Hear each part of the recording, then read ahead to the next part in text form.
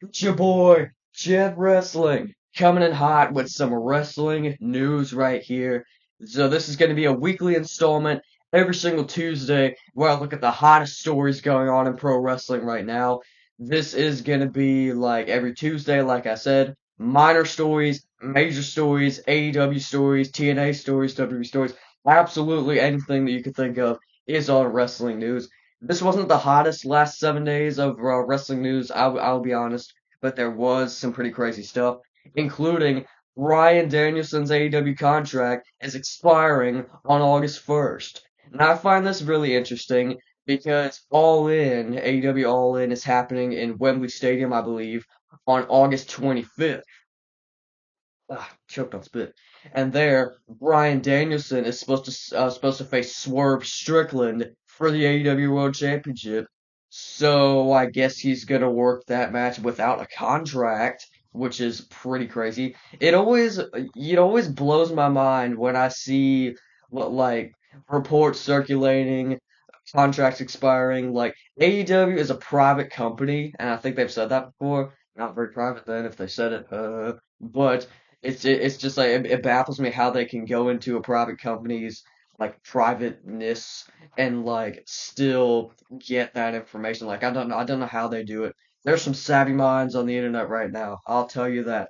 But Bryan Danielson will be working without a contract at all, and at least that's what it looks like, unless he signs an extension. But if he doesn't sign an extension, he could appear anywhere he wants. He could appear at SummerSlam. Can you imagine? I don't think he will. I don't think that's likely. Bryan Danielson's contract is expiring on August 1st, and it's also like he's gonna be retiring pretty soon, so it's gonna be kind of pointless for him to sign an extension. At least like maybe until All In he would, but like if they let him compete without a contract, like why would you sign the extension? Speaking of departures, Beth Phoenix was taken off WWE's internal roster, a lot like the main roster. She was taken off that. Now she's specifically in the Hall of Fame section. Now it has been confirmed that Beth Phoenix is gone from WWE. She hasn't been used in any WWE projects since her storyline with the Judgment Day, as well as her husband Edge, last year in February. And yeah, it was unknown what her role actually was, but now she is gone from the WWE. He could always show up in AEW to be with like Adam Copeland and everything. Adam Copeland, of course, her husband, and so she could do a storyline with him, but he is injured right now. Our next story is something that I kind of find funny. So, Rikishi has his podcast, right? So, Rikishi, and he always talks about like Jey Uso not getting the right treatment. He was mad at not at Jey Uso, but at WWE for not having Jey Uso win Money in the Bank. And I guess that's kind of understandable. I mean, like, it's your kid. You want to see your kid succeed. You want to see him do all he can. But he's accusing WWE of trying to break up his marriage by putting him in a storyline with Rhea Ripley. They're like talking to each other a little bit. Jey Uso asking Rhea Ripley for her phone number. Rhea Ripley saying yeet on all that. If you missed that video, it's pretty funny. But yeah, Rikishi is complaining about WWE trying to break up Jey Uso's marriage. He deleted the podcast that because it obviously received a ton of backlash because it's kind of ridiculous, and then he clapped back at fans who called that ridiculous. So yeah, that's a very very interesting story right there. Very very funny story in my opinion.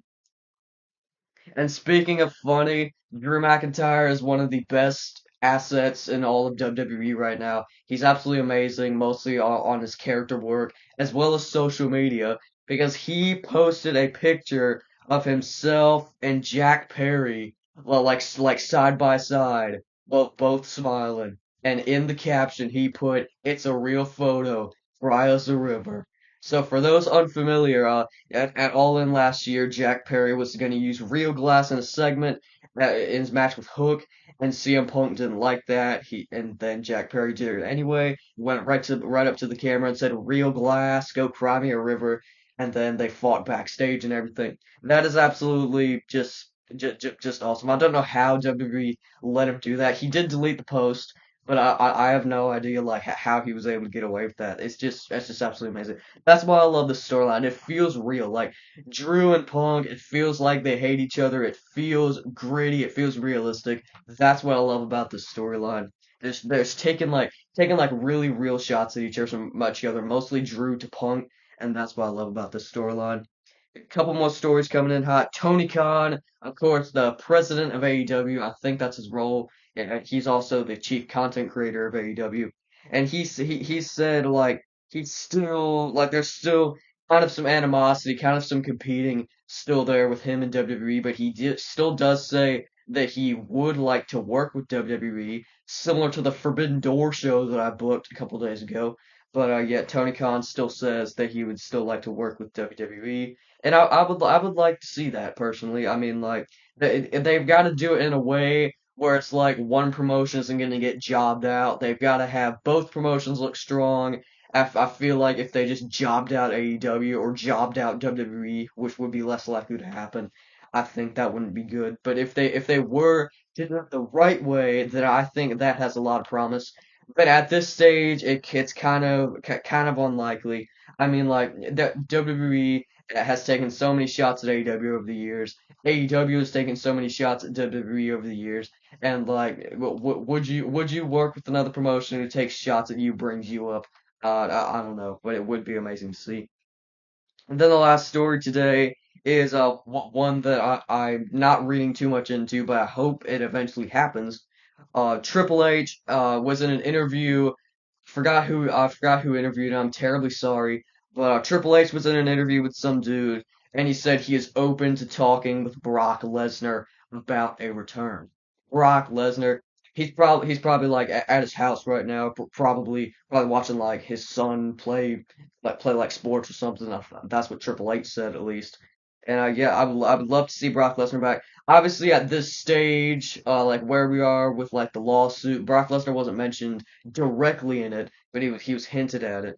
And I think like they wouldn't bring Brock Lesnar back at this stage. But as soon as the lawsuit like is ended, the dust is settled, I do think Brock Lesnar will be back eventually.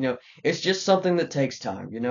But yes, that has been the wrestling news stories for today. I hope you enjoyed, and yeah, and I hope you enjoy this being a weekly installment because that's what it's going to be, and I cannot wait to continue this on and report about the wrestling news. Jid Wrestling out.